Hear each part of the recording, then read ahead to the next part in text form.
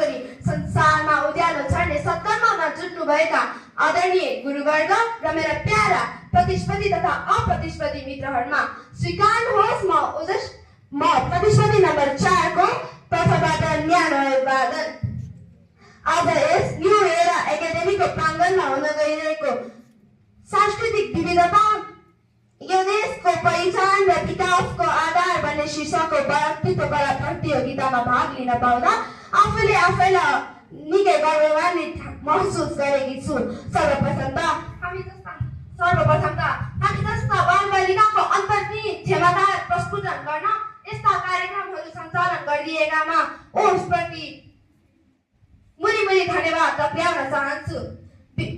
बगेको खोला फर्किँदैन, समयले कसैलाई पर्खिँदैन भने चाहिँ म ढिला नगरी आफ्ना भनाइहरू प्रस्तुत गर्न चाहन्छु।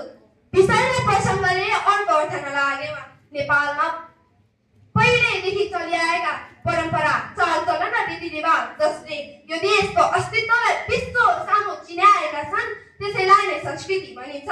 यही संस्कृतिमा भएको भिन्नता वा फरक पर्ने सांस्कृतिक विविधता हो। संस्कार र संस्कृतिको कुरा गर्दै गर्दा नेपाल जस्तो बहुभौगोलिक, भाषिक, बहुभाषिक, बहुसांस्कृतिक मुलुकलाई नसमेट्ने त कुरै हुँदैन।